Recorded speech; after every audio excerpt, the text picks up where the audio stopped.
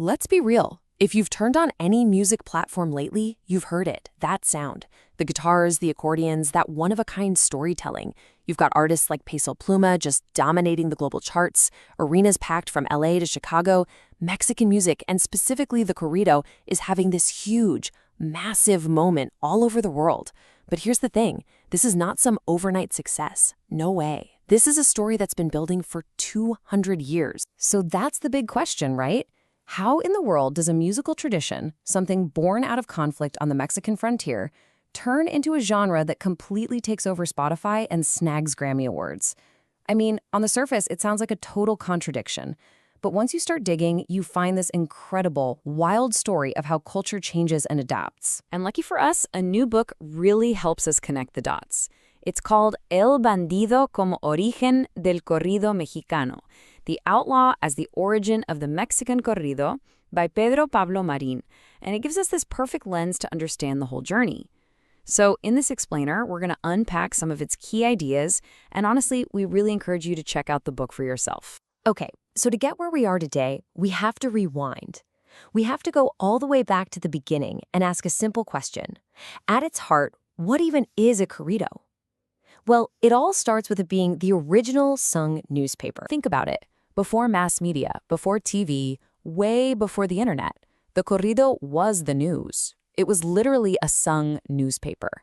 It was how communities, especially folks who were far away from the cities and the centers of power, shared what was going on. As the researcher Guillermo Hernandez puts it, corridos give us the unofficial versions of history. This wasn't the government's official story, not at all. This was the people's story, and it was set to music. And right in the middle of these stories, you always had this crucial figure, the bandido. Now, the word comes from the Italian for outlaw, and yeah, that's what the authorities called them. But to the people listening to these songs, these guys weren't just criminals. They were folk heroes. They were the ones standing up to corrupt officials, to powerful landowners. So you have this huge gap between the official story and what the people actually felt. That gap is key. And you know, this whole misunderstanding, it's nothing new. Just like Hernandez's research shows, people outside the culture have often gotten the corrido wrong. For almost 200 years, its real purpose, giving a voice to the voiceless, has been the source of its power, even if that's not what you see on the surface. This history of being misunderstood kinda leads us straight into a pretty major academic debate. Where did this incredibly powerful music actually come from? And that brings us to the corrido's true birth. For a long, long time, scholars were trying to trace the corrido's family tree. You know, was it a descendant of the Spanish romance ballad? Or maybe it came from the colonial jacara, these old songs about tough guys and troublemakers. Some even thought it had European roots, like the French corante.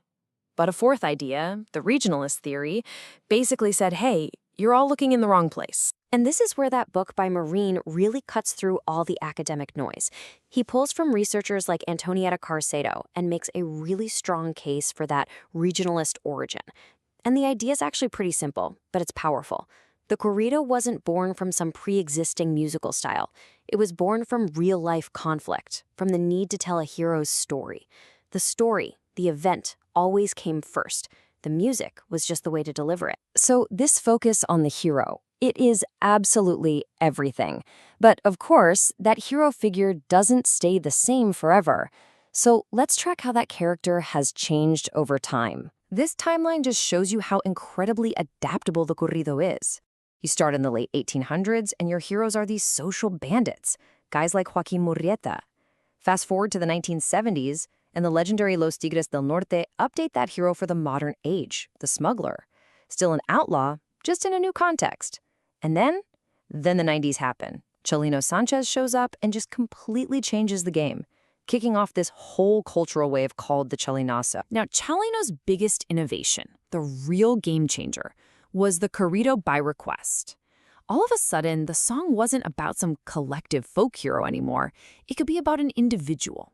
If you had the money and a story to tell, you could literally commission your own corrido. You could pay to have your life turned into a legend.